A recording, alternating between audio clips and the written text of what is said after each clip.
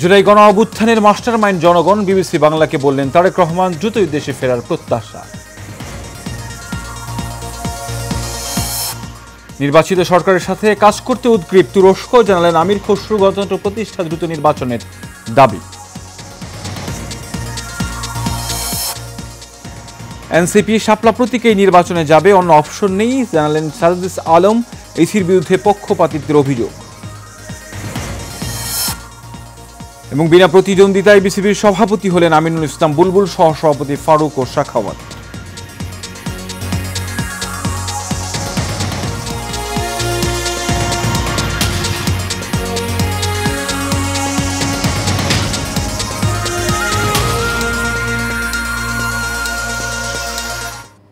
স্বাগত এশিয়ান সকালের সংবাদে, সঙ্গে আছি আমি কাউসার আহমেদ। এখন শুনছিলেন বিআরবি কেবল ইন্ডাস্ট্রিজ লিমিটেড সংবাদ শিরোনাম। চলে যাচ্ছি বিস্তারিত সংবাদ। বিএনপির ভারপ্রাপ্ত চেয়ারম্যান তারেক রহমান বলেছেন, জুলাই আন্দোলনের মাস্টার মাইন্ড তিনি নন, বাংলাদেশের গণতন্ত্রকামী জনগণ। বিবিসি বাংলাকে দিয়ে সাক্ষাৎকারে এই কথা বলেন তিনি। এমনকি খুব শীঘ্রই দেশে ফিরবেন বলেও জানান তারেক রহমান। বিস্তারিত রকিব মানিকের রিপোর্টে। আলহামদুলিল্লাহ, দীর্ঘদিন পর গণমাধ্যমে একান্ত সাক্ষাৎকারে আসেন বিএনপির ভারপ্রাপ্ত চেয়ারম্যান জনাব তারেক রহমান। লন্ডন থেকে বিবিসি বাংলাকে দেয়া প্রায় 1 ঘন্টার সাক্ষাৎকারে তিনি নানান প্রশ্নের উত্তর দেন। গত 17 বছর ধরে বাংলাদেশ জুলাই আন্দোলনে মাস্টারমাইন্ড নিয়ে বিবিসির প্রশ্নে তারেক রহমান বলেন, এই আন্দোলনের মাস্টারমাইন্ড দেশের গণতন্ত্রকামী জনগণ। তিনি গণতন্ত্রের জন্য দেশের নেতাকর্মীদের নিয়ে আন্দোলন করেছেন। জুলাই গণ অভ্যুত্থানে আপনার ভূমিকা নিয়ে অনেক আলোচনা আছে। আপনি কি নিজেকে এই আন্দোলনের মাস্টারমাইন্ড হিসেবে দেখেন? না, আমি অবশ্যই এই জুলাই আন্দোলনে আমাকে আমি কখনোই মাস্টারমাইন্ড হিসেবে দেখি না। এই আন্দোলনের মাস্টারমাইন্ড কোনো দল, কোনো ব্যক্তি নয়। এই আন্দোলনের মাস্টারমাইন্ড বাংলাদেশের গণতান্ত্রিকামী জনগণ। আন্দোলনের যোগাযোগ নিয়ে প্রশ্নে তারেক রহমান বলেন, নানান প্রতিকূলতার মধ্যে অনলাইনে, টেলিগ্রামে সবসময় নেতাকর্মীদের সঙ্গে যোগাযোগ হয়েছে। নির্বাচনের আগে কি তাহলে আপনি দেশে আসবেন এমন সম্ভাবনা তাহলে বলা যায়? আমার সর্বোচ্চ চেষ্টা থাকবে, ইচ্ছা থাকবে, আগ্রহ থাকবে। সেই প্রত্যাশিত নির্বাচন জনগণ চাইছে, সেই প্রত্যাশিত নির্বাচন যখন অনুষ্ঠিত হবে জনগণের সাথে, জনগণের মাঝেই থাকবো ইনশাল্লাহ। দেশে কবে ফিরবেন এমন প্রশ্নে তারেক রহমান বলেন, খুব শীঘ্রই দেশে ফিরবেন বলে আশা করেন। আমি অবশ্যই। রকিব মানিক, এশিয়ান টেলিভিশন, ঢাকা। বাংলাদেশের নির্বাচন নিয়ে অনেক দেশের মতো অপেক্ষায় তুরস্ক। নতুন সরকারের সঙ্গে দেশটি কাজ করতে উদ্গ্রীব বলে জানিয়েছেন বিএনপির স্থায়ী কমিটির সদস্য আমির খসরু মাহমুদ চৌধুরী। সোমবার গুলশানে বিএনপি চেয়ারপারসনের কার্যালয়ে ঢাকায় সফররত তুরস্কের পররাষ্ট্রমন্ত্রী এভেরিস কিনচি ও ঢাকায় নিযুক্ত তুরস্কের রাষ্ট্রদূত রামিজ সেনের সঙ্গে সাক্ষাৎ শেষে সাংবাদিকদের এসব কথা বলেন তিনি। বৈঠকে বিএনপির মহাসচিব মির্জা ফখরুল ইসলাম আলমগীর সহ দলের শীর্ষ নেতারা উপস্থিত ছিলেন। বিস্তারিত মন্ডলের নামের রিপোর্টে। বাংলাদেশ তুরস্কর জয়েন্ট ডিফেন্স ইন্ডাস্ট্রি স্থাপনের বিষয়ে বিএনপির সাথে গুলশানে বিএনপির চেয়ারপারসনের কার্যালয়ে এই আলোচনা আয়োজন হয়। এ সময় আমির খসরু মাহমুদ চৌধুরী বলেন, বাংলাদেশের নির্বাচন নিয়ে অনেক দেশের মতো তুরস্ক অপেক্ষায় রয়েছে। সবার মতো অতি সত্বর নির্বাচনের মাধ্যমে নতুন সরকার আসলে নতুন সরকারের সাথে কাজ করার জন্য উদ্গ্রীব। ব্যবসা বাণিজ্য সহযোগিতা ও আইসিকে শক্তিশালী করা সহ বাংলাদেশের অধিকতর বিনিয়োগের বাড়াতে চায় দেশটি বলেও জানান আমির খসরু। তারাও সবাই নির্বাচনের পরবর্তী যে বাংলাদেশ দেখতে চাই, আমরা যেহেতু বাংলাদেশ করতে চাই, টার্কির সাথে নির্বাচনের পরবর্তী সময়ে যে বাংলাদেশের সম্পর্ক কি হতে পারে, যেগুলো আমি বললাম, এইসব সম্পর্ক কিভাবে আরো বাড়ানো যায় সেটা আলোচনা এসেছে। বাংলাদেশ তুরস্কের জয়েন্ট ডিফেন্স ইন্ডাস্ট্রি স্থাপনের বিষয়ে বিএনপির সহযোগিতা অব্যাহত থাকবে বলে জানান বিএনপির স্থায়ী কমিটির আরেক সদস্য সালাউদ্দিন আহমেদ। থাকবে এবং তারা একটা জয়েন্ট ডিফেন্স ইন্ডাস্ট্রি সেট আপের জন্য বাংলাদেশ সরকারের সাথে আলাপ আলোচনায় আছে। তো সেই বিষয়ে আমরা আমাদের কোঅপারেশন অব্যাহত থাকবে, সেটা আমরা আমাদের পক্ষ থেকে বলেছি। মন্ডল এরাম, এশিয়ান টেলিভিশন, ঢাকা। জাতীয় নাগরিক পার্টির উত্তরাঞ্চলের মুখ্য সংগঠক সাজিদ আলম বলেছেন, নির্বাচন কমিশনের স্বেচ্ছাচারিতা কিংবা বাইরের কোনো চাপের কারণে এনসিপিকে কমিশন শাপলা প্রতীক দিতে পারছে না। তবে এনসিপি শাপলা প্রতীকেই জাতীয় সংসদ নির্বাচন করবে, শাপলা ছাড়া অন্য কোনো অপশন নেই। সোমবার জাতীয় নাগরিক পার্টি নাটোর জেলা সমন্বয় সভায় সাংবাদিকদের এসব কথা বলেন তিনি। সার্জিস আলম অভিযোগ করেন যে নির্বাচন কমিশন একটি দলকে প্রতীক দিতে পারে না, তারা জনগণের কাছে নির্বাচন নিয়ে আস্থা হারাবে। তিনি আরও বলেন, আসন্ন জাতীয় সংসদ নির্বাচনে এনসিপি জোটবদ্ধভাবে কারোর সঙ্গে নির্বাচন করবে কিনা সে বিষয়ে দলের প্রধানরা বিভিন্ন রাজনৈতিক দলের সঙ্গে আলাপ আলোচনা চালিয়ে যাচ্ছে। এনসিপি গণ অধিকার ও এবি পার্টির মধ্যে একটি ইতিবাচক জোটের আলোচনা চলমান রয়েছে। সার্জিস আলম বলেন, জুলাই সনদের আলোকেই হবে সংস্কার এবং সংস্কার শেষেই হবে নির্বাচন। স্বচ্ছ আইনের মতো পরিষ্কার নির্বাচন করতে চায় নির্বাচন কমিশন। ইসি বিশ্বকে দেখাতে চায় নির্বাচনে কোনো লুকোচুরি হচ্ছে না। সোমবার গণমাধ্যম প্রতিনিধিদের সংলাপে এইসব কথা বলেন প্রধান নির্বাচন commissioner AMM Nasiruddin. AMM Nasiruddin বলেন, নির্বাচন কমিশন জাতির কাছে প্রতিশ্রুতিবদ্ধ সুষ্ঠু সুন্দর নির্বাচন আয়োজনে গণমাধ্যমের সহযোগিতা ছাড়া লেভেল প্লেইং ফিল্ড ও নির্বাচনে অনুকূল পরিবেশ তৈরি সম্ভব নয়। এআই এর অপব্যবহার রোধে ইলেকট্রনিক মিডিয়াকে ভূমিকা রাখতে হবে। তিনি বলেন, প্রবাসী নির্বাচনে যারা দায়িত্ব পালন করেন সেসব সরকারি চাকরিজীবীদের ভোটের ব্যবস্থা করা হবে। সবাইকে সাথে নিয়ে স্বচ্ছভাবে এই কার্যক্রম সম্পন্ন করতে চায় বলেও জানান তিনি। কর্মী নিয়োগ নিয়ে সৌদি আরবের সঙ্গে চুক্তি সই করেছে বাংলাদেশ। সোমবার সৌদি আরবের রাজধানী রিয়াদে চুক্তিটি স্বাক্ষরিত হয়েছে। প্রবাসী কল্যাণ ও বৈদেশিক কর্মসংস্থান মন্ত্রণালয় থেকে পাঠানো এক সংবাদ বিজ্ঞপ্তিতে এই তথ্য জানানো হয়েছে। এতে বলা হয়, সৌদি আরব ও বাংলাদেশের দীর্ঘ 50 বছরের কূটনৈতিক সম্পর্কের ইতিহাসে এবারই প্রথম সাধারণ কর্মী নিয়োগ সংক্রান্ত আনুষ্ঠানিক চুক্তি স্বাক্ষর হলো। এই চুক্তির মাধ্যমে বাংলাদেশ থেকে সৌদি আরবের বিভিন্ন পেশায় দক্ষ কর্মী নিয়োগ বাড়বে এবং কর্মী ও নিয়োগকর্তার অধিকার ও স্বার্থ অধিকতর সুরক্ষিত হবে বলে আশা করা হচ্ছে। বাংলাদেশের পক্ষে প্রবাসী কল্যাণ ও বৈদেশিক কর্মসংস্থান মন্ত্রণালয়ের উপদেষ্টা অধ্যাপক আসিফ নজরুল এবং সৌদি আরবের পক্ষে মানব সম্পদ ও সামাজিক উন্নয়ন মন্ত্রণালয়ের মন্ত্রী ইঞ্জিনিয়ার আহমেদ বিন সুলাইমান আল রাজি চুক্তিতে স্বাক্ষর করেন।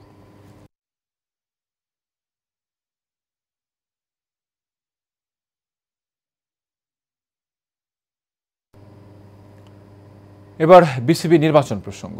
বিনা প্রতিদ্বন্দ্বিতায় বিসিবির সভাপতি নির্বাচিত হলেন আমিনুল ইসলাম বুলবুল, আর সহসভাপতি হয়েছেন ফারুক আহমেদ ও সাখাওয়াত হোসেন। এর আগে রাজধানীর একটি হোটেলে সোমবার সকাল 10টায় শুরু হয় বিসিবির পরিচালক নির্বাচনের ভোট গ্রহণ, চলে বিকেল 4টা পর্যন্ত। দেশ পরিচালক নির্বাচনে মোট 156 ভোটের মধ্যে কাস্ট 115 ভোট। নির্বাচনে বিনা প্রতিদ্বন্দ্বিতায় জয়ী হয়েছেন 8 জন। আর ক্রীড়া পরিষদ ক্যাটাগরি থেকে পরিচালক নির্বাচিত হয়েছেন এমএস পাক আহসান ও ইয়াসির মোহাম্মদ ফয়সাল আশরিক। এবার নির্বাচন নিয়ে শুরু থেকেই বেশ নাটকীয়তা সৃষ্টি হয়। ভোট বর্জন করে 48 ক্লাব। নির্বাচন থেকে সরে দাঁড়ান কয়েকজন প্রার্থী। ভোটে কারচুপি ও জালিয়াতির অভিযোগ তুলে দুর্নীতি দমন কমিশনে দায়ের করা হয়েছে অভিযোগ।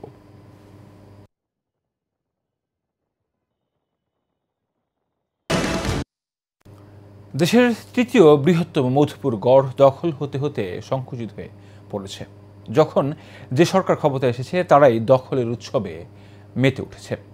একটা সময় বনভূমির প্রায় অর্ধেকটা জবরদখল হয়ে পড়ে। দখলের নানা কৌশল নিয়ে চ্যানেল আইতে রিপোর্ট প্রচারও করা হয়। এ নিয়ে গঠন করা হয় স্পেশাল টাস্ক ফোর্স। নানা প্রতিবন্ধকতার পরেও এবছর রেকর্ড পরিমাণ জবরদখল হওয়া বনভূমি উদ্ধার করে বন বিভাগ। বিস্তারিত টাঙ্গাইল থেকে স্টাফ রিপোর্টার শফিকুজ্জামান খান মোস্তফার তথ্য ও ছবিতে বিস্তারিত থাকছে প্রতিবেদনে। মধুপুর গড়সহ টাঙ্গাইলে 9টি রেঞ্জের 34টি বিটে মোট বনভূমির পরিমাণ 1,22,877 একর। স্বাধীনতার পর থেকে দখল হতে হতে সংকুচিত হয়ে পড়ে বিশালে বন। প্রায় 52,000 একর বনভূমি দখল হয়ে যায় বিভিন্ন সময়ে। তার মধ্যে সবচেয়ে বেশি দখল হয় সখীপুর উপজেলায়। প্রভাবশালী ভূমিদস্যুদের দখলের নানা কৌশল নিয়ে বিভিন্ন সময়ে গণমাধ্যমে রিপোর্ট প্রচার করা হয়। পরে স্পেশাল টাস্ক ফোর্স গঠন করা হয় বনভূমি উদ্ধারে। এবছর 500 একরের বেশি বনভূমি উদ্ধার করা হয়। এসব জবরদখল হওয়া বনভূমি উদ্ধার করতে গিয়ে দখলদারদের হাতে আক্রান্ত হন একাধিক বনকর্মী। ডিপার্টমেন্টের লোক বলল যে জমিটা বনায়ন করব নতুন, পরে আমরা ইচ্ছাকৃতভাবে ছেড়ে দিছি। এমনকি এই জায়গাটা বর্তমানে আমাদের লিসে আমাদের ইয়ে থাকবে আর কি। জমিটা আমাদের এই হতিয়া রেঞ্জ কর্মকর্তা আমাদের সহযোগিতা চায়, আমরা তার সহযোগিতা করি। সহযোগিতার হিসাবে এখানে বনায়ন করতে সে সক্ষম হয়। মধুপুর গড়ের বনভূমিকে আগের অবস্থায় ফিরিয়ে আনতে কাজ করে যাচ্ছে টাঙ্গাইল বন বিভাগ। প্রায় 52,000 একর বনভূমি আপনার জবরদখলের আওতায় ছিল। আমরা 4 থেকে 5 বছর ধরে এই বনভূমি উদ্ধার করছি।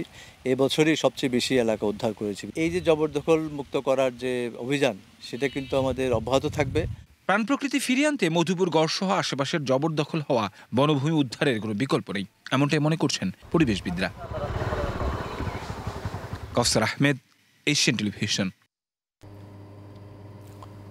চাঁদপুরের মতলব উত্তরে টেলিভিশন সাংবাদিক ফোরামের 2 বছর মেয়াদের জন্য নতুন কার্যনির্বাহী কমিটি গঠন করা হয়েছে। মতলব উত্তর টেলিভিশন সাংবাদিক ফোরামের অস্থায়ী কার্যালয়ে ফোরাম সদস্যদের উপস্থিতিতে নতুন কমিটি ঘোষণা করা হয়।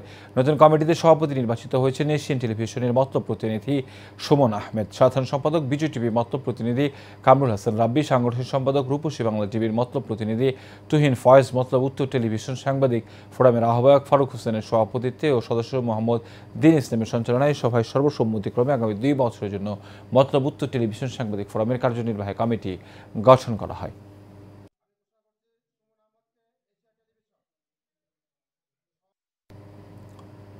গাজীপুরের শ্রীপুরে উপজেলা বিএনপির অঙ্গ ও সহযোগী সংগঠনের নেতৃবৃন্দের উদ্যোগে বিএনপির জাতীয় স্থায়ী কমিটির অন্যতম সদস্য সাবেক মন্ত্রী ব্রিগেডিয়ার জেনারেল অবসরপ্রাপ্ত মহান্নান শাহর নবম মৃত্যুবার্ষিকী উপলক্ষে স্মরণ সভা ও দোয়া মাহফিল হয়েছে।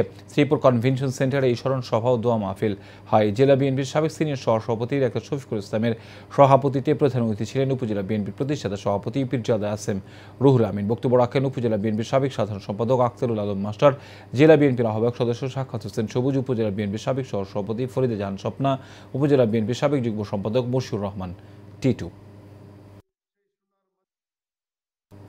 ময়মনসিংহের হালুয়াঘাট উপজেলার সাকুয়াই ইউনিয়নের বালিজুড়ি এলাকার অর্ধ শতাধিক কৃষক পরিবারের বাড়ি ঘর রক্ষায় কৃষকদের জায়গা থেকে বালু নিলাম প্রত্যাহারের দাবিতে মানববন্ধন ও বিক্ষোভ মিছিল করেছে এলাকাবাসী। উপজেলার বালিজুড়ি গ্রামের ক্ষতিগ্রস্ত পরিবারের ব্যানারে এই মানববন্ধন ও বিক্ষোভ অনুষ্ঠিত হয়। এই বিষয়ে উপজেলা নির্বাহী কর্মকর্তা আলী নূর খান বলেন, নিয়ম মেনে বালু নিলাম করেছে, তবে এই বিষয়ে নিলামের আগে কেউ আপত্তি জানায়নি। যদি লিখিত অভিযোগ আসে তাহলে কর্তৃপক্ষের সাথে কথা বলে ব্যবস্থা নেওয়া হবে।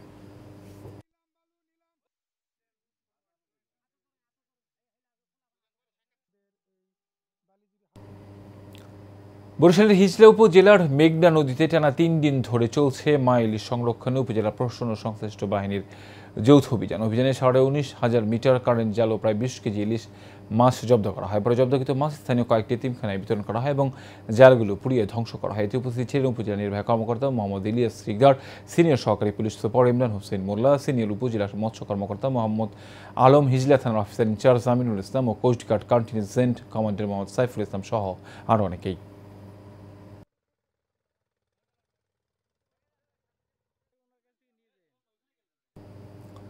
পটুয়াখালীর গলাচিপায় র্যাব ৮ পরিবেশ অধিদপ্তরের যৌথ অভিযানে 1,200 কেজি নিষিদ্ধ পলিথিন জব্দ করা হয়েছে।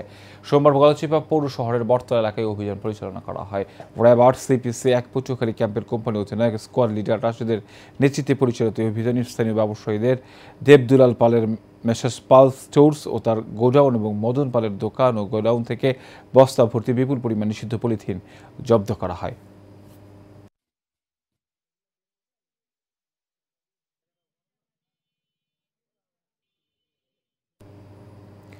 বগুড়ার শাহজাহানপুরে বামুনিয়া সমবায় ফাজিল মাদ্রাসার প্রিন্সিপালের বিরুদ্ধে দুর্নীতি অনিয়মের অভিযোগে নিয়ে বিক্ষোভ সমাবেশ করেছে এলাকাবাসী। এ সময় বক্তারা বলেন, প্রিন্সিপাল নানা অর্থনৈতিক কেলেঙ্কারিতে জড়িয়ে পড়েছেন। গভর্নিং বডি কমিটি করতেও এলাকাবাসী ও দাতা সদস্যদের মতামত নেওয়া হয় না, তাই তারা প্রিন্সিপালের অপসারণ দাবি করেন। অনুষ্ঠানে সাবেক প্রিন্সিপাল আলহাজ আব্দুল খায়ের, দেলোয়ার হোসেন ও আব্দুর রশিদ সহ এলাকাবাসী এই বিক্ষোভ সমাবেশে অংশ নেন।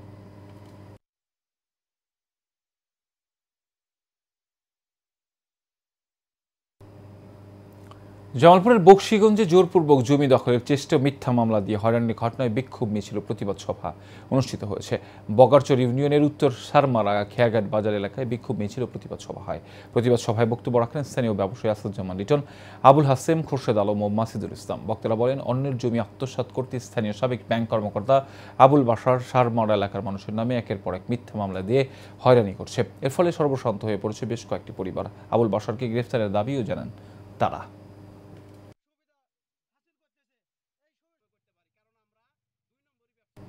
টাঙ্গাইলের মধুপুরে 34 কোটি টাকা ব্যয়ে নির্মিত মেডিকেল অ্যাসিস্ট্যান্ট ট্রেনিং স্কুল চালুর দাবিতে মানববন্ধন ও স্মারকলিপি প্রদান করা হয়েছে। মধুপুর উপজেলার কাইতকাই এলাকায় জামালপুর টাঙ্গাইল আঞ্চলিক মহাসড়কের পাশে মেডিকেল অ্যাসিস্ট্যান্ট ট্রেনিং স্কুলের সামনে মধুপুরবাসীর পক্ষে মানববন্ধনের আয়োজন করে বিএনপি কেন্দ্রীয় জাতীয় নির্বাহী কমিটির সদস্য অ্যাডভোকেট মোহাম্মদ আলী। 4 বছর আগে নির্মিত এই প্রতিষ্ঠান চালুর দাবিতে অনুষ্ঠিত মানববন্ধনে বিভিন্ন শ্রেণী পেশার লোক অংশ নেয়।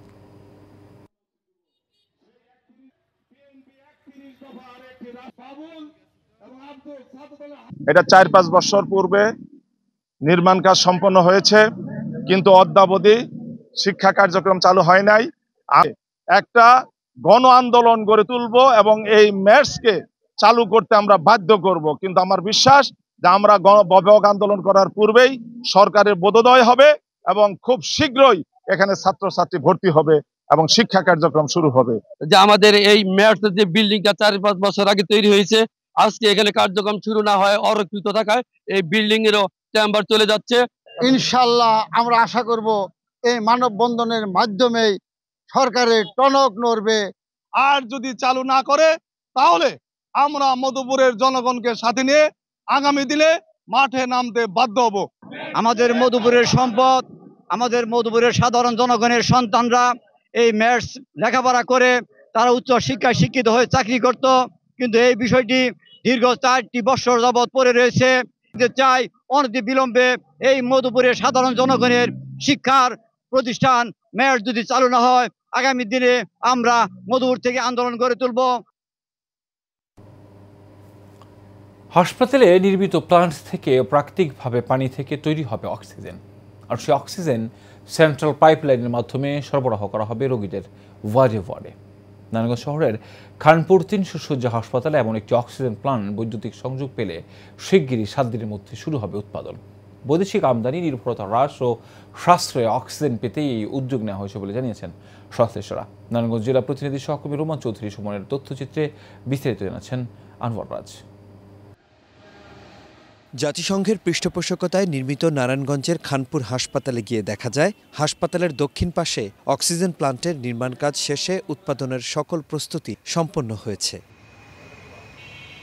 হাসপাতালে চিকিৎসা নিতে আসা রোগীর স্বজন ও স্থানীয়রা বলছেন অক্সিজেন প্লান্টটি চালু হলে রোগীদের দুর্ভোগ কমবে, সিলিন্ডার নিয়ে টানাটানির দিন শেষ হবে। ন্যাচারালি এখন যে সিলিন্ডার নিয়ে সবার দৌড়দৌড়ি করতে হয় তখন সেটা হবে না, এবং ওয়ার্ডের মধ্যে বা আইসিইউতে রোগীরা কন্টিনিউ অক্সিজেন সরবরাহ পাবে। এখানে যদি সরাসরি উৎপাদন হয় তাহলে অনেক অনেক অনেক পরিমাণ ভোগান্তি কমে যাবে, সাধারণ মানুষের অনেক উপকার হবে। এয়ার কম্প্রেসরের মাধ্যমে বাতাস সংগ্রহ করা হয়, সেই বাতাসটা এয়ার ট্যাঙ্কে জমা হয়, এয়ার ট্যাঙ্কে জমা হওয়ার পরে এই বাতাসটা এয়ার ড্রায়ারের মাধ্যমে বিশুদ্ধকরণ হয়। আমাদের হসপিটাল প্রতি বছর 30 থেকে 35 লক্ষ টাকা খরচ করে শুধুমাত্র বিদেশি কোম্পানির মাধ্যমে অক্সিজেন কিনতে। সেক্ষেত্রে আমাদের এই অক্সিজেন প্ল্যান্ট চালু হলে সেটা প্রায় 90% ব্যয় সাশ্রয় হবে। দায়িত্বে থাকা এই কর্মকর্তা জানালেন হাসপাতালে বছরে প্রায় 30 লাখ টাকার অক্সিজেন কিনতে হয়। প্ল্যান্ট থেকে অক্সিজেন উৎপাদন হলে এই খরচ 90 ভাগ কমে আসবে। এখানে পিএইচএ প্ল্যান্টের কাজ প্রায় শেষ, এখন কারেন্টের কানেকশনটা পেলেই আমরা ওটা কার্যক্রমে চলে যাব। এখানে একটা সুবিধা হলো কি, এই প্ল্যান্টে শুধু পানি থেকে অক্সিজেন তৈরি হবে। সেক্ষেত্রে আমাদের যে স্পেকট্রাল যে লিকুইড থেকে আমরা অক্সিজেন পেতাম, যে লিকুইডটি ইন্ডিয়া থেকে আনতে হয়, এইটার আর প্রয়োজন হবে না। সেক্ষেত্রে সরকারি খরচ অনেক কমে যাবে এবং আমাদের পরের উপর নির্ভরশীলতাটা কমে যাবে। বিদ্যুৎ সংযোগ পেলে শিগগিরই এই প্লান্ট থেকে অক্সিজেন উৎপাদন শুরু হবে বলেও জানালেন খানপুর 300 শয্যা হাসপাতালের তত্ত্বাবধায়ক আবুল বাশার। আনোয়ার রাজ, এশিয়ান টেলিভিশন। শ্রম আইন সংশোধনে শ্রমিক পক্ষের যৌক্তিক প্রস্তাবনাকে পাশ কাটিয়ে আইন চূড়ান্ত করার অপচেষ্টার প্রতিবাদে সংবাদ সম্মেলন অনুষ্ঠিত হয়েছে। জাতীয় প্রেস ক্লাবে ইন্ডাস্ট্রিয়াল বাংলাদেশ কাউন্সিল আইবিসির আয়োজনে এই সংবাদ সম্মেলন করা হয়। এতে লিখিত বক্তব্য পাঠ করেন আইবিসির সাবেক মহাসচিব সালাউদ্দিন স্বপন। এতে উপস্থিত ছিলেন আইবিসির সভাপতি কুতুবুদ্দিন আহমেদ, সাধারণ সম্পাদক বাবুল আক্তার, সিনিয়র সভাপতি মীর আবুল কালাম আজাদ, সাবেক সভাপতি আমিরুল হক আমিন ও কেন্দ্রীয় নেতা রুহুল আমিন সহ আরও অনেকেই।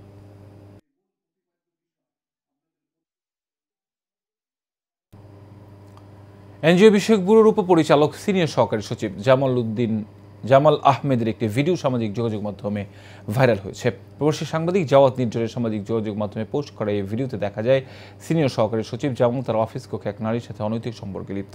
এর আগেও একাধিক নারীর সঙ্গে তার অনৈতিক সম্পর্কে এমনকি একাধিক বিয়ের অভিযোগ ওঠে ওই ব্যক্তির বিরুদ্ধে।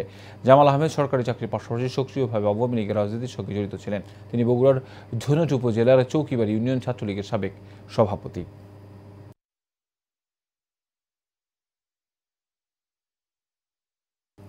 শেষ করবে সকালের সংবাদ। এর আগে বিআরবি কেবল ইন্ডাস্ট্রি লিমিটেড সংবাদ শিরোনাম জানাবো আরও একবার।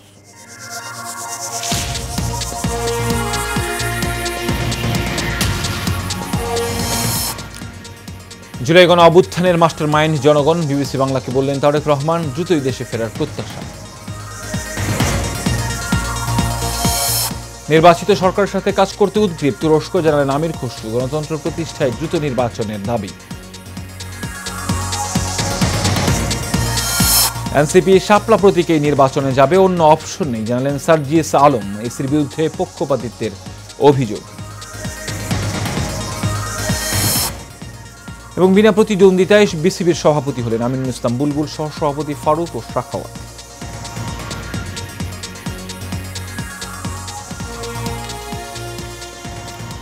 এশিয়ান সকালের সংবাদ এ পর্যন্তই। পর সংবাদ দেখার আমন্ত্রণ রইল। ধন্যবাদ সবাই।